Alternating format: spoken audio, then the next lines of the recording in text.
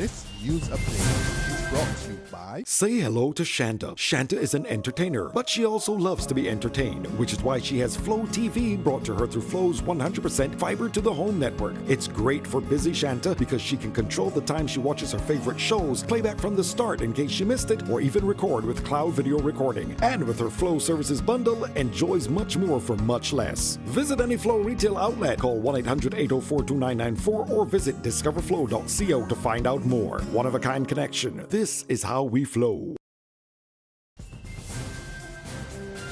It's Thursday, September 8th, and this is your Barbados Today Evening Update. I'm Fernella Wedderburn. Custom officers signal they are still unhappy with their proposed transition to the Barbados Revenue Authority set to take effect on October 1. This was the consensus as the officers met with their bargaining agent, the National Union of Public Workers, today.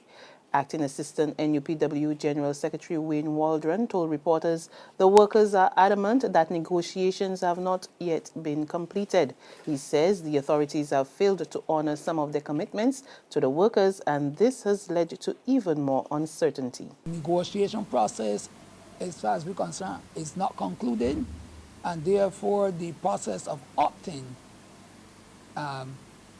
would not be in order of exercising the option. We are not here to frustrate or delay the process, but one has to understand that customs officers would want to ensure that all matters relating to their conditions of service are addressed. Customs is a peculiar group. It's not simply, you can't just look at customs as simply accounting or revenue collection. It's a peculiar group. They have certain powers, and they are insisting that they need to see an organizational structure of how they will fall in the scheme of this new entity. But they do have reservations based on the recent letters of offer employment that there's a reneging on the understanding that customs will respect this profession. It will continue to function in that respect in terms of the specifications of the job.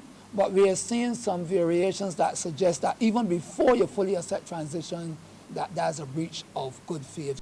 Waldron, however, made it clear the union will not intervene in the option process, but he stressed that the NUPW will continue to ensure the concerns of its members are addressed. The customs individually and collectively will determine their members whether they will opt to go or not to go. We will not interfere with that process of opting. And I will tell you though, but if the reservations continue, it may point to some uncertainty and workers feeling comfortable going to the Revenue Authority, and that is very important. But we will continue to facilitate the process of making them as comfortable as possible. We will continue to facilitate all their concerns, but at the end of the day, we have to also represent any apprehensions or further misgivings they have about the process. The flood watch issued for western and northwestern sections of the island earlier today has been discontinued. The Barbados Meteorological Office says the showers and isolated thunderstorm which affected northern, central and northwestern sections of the country have diminished significantly, and as a result the flood watch was lifted. The heavy downpours resulted in some flooding in some areas, particularly in St. James. The opposition Barbados Labour Party is crying shame at the dramatic drop of enrollment at the Cave Hill campus of the University of the West Indies. The party's spokesman on education, St. James North MP Edmund Hinkson, says there is a frightening situation at the university where out of 2,500 citizens who have been accepted, less than 1,100 Barbadians have been able to register for courses this semester. According to Hinkson, 1,400 people, or 57%, will not be able to attend the UWI this semester because they cannot afford to pay tuition fees imposed by the government. Hinkson is laying the blame at the feet of Education Minister Ronald Jones, charging that despite his promise in last year's budget of $5 million in bursaries, grants and scholarships, they are presently non-existent, and government's funding facilities do not have the capacity to lend. Finance Minister Chris Sinclair says the government is closer to appointing a special committee to review the proposed duty-free zones announced in last month's budget. He says his ministry is now working on a cabinet paper outlining the composition of the committee and its terms of reference. The committee will comprise of the Barbados Tourism and Investment Inc., representatives from the Central Bank, the Barbados Chamber of Commerce, and the Private Sector Association. Bridgetown, Holetown, Hastings and Worthings, and the Grantley Adams International Airport are the areas identified as duty-free zones. Minister Sinclair says the move will earn and save the country foreign exchange. A major step forward in the treatment of breast cancer patients. A medical coordinator of the Barbados Cancer Society's breast screening program, Dr. Shirley Jagru, today reported that after lobbying for years, insurance companies have agreed to pay for breast reconstruction at the time of mastectomy or lumpectomy, and the patients are already benefiting. Dr. Jagru told the launch of this year's Walk for the Cure that reconstructive surgery is critical to the recovery of breast cancer patients. We thought for the women, particularly the younger women who are now being diagnosed with breast cancer, it's so much better for their whole outlook in life, the way forward for them to have reconstruction. So when they're back to normal, they've got over their chemotherapy, radiotherapy, they have two breasts, and they feel so much confident about themselves. And then secondly, we've had situations where males, for whatever reason, they leave, whether it is that they couldn't cope with the situation, or is it they find that she's been disfigured, and her loss of her breast and loss of confidence in herself can reflect in her behavior towards her partner. Dr. Jagru says she would also like to see this service available to patients who cannot afford health insurance. There's regional and international news after this short break. Read all about it, read all about it. Get your paper. Only $2.25. Let's get your paper. You again with that stale news from yesterday. I got the Barbados today on my phone, and I just get my news for free. What do she? Barbados Today. News you can trust.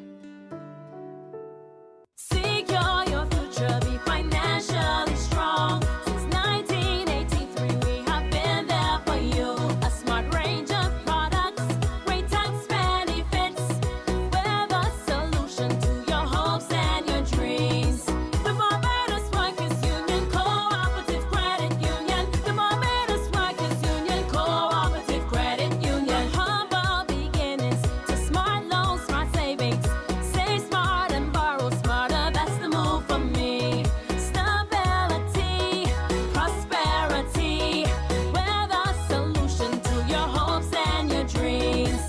The Barbados Workers Union Cooperative Credit Union. The Barbados Workers Union Cooperative Credit Union.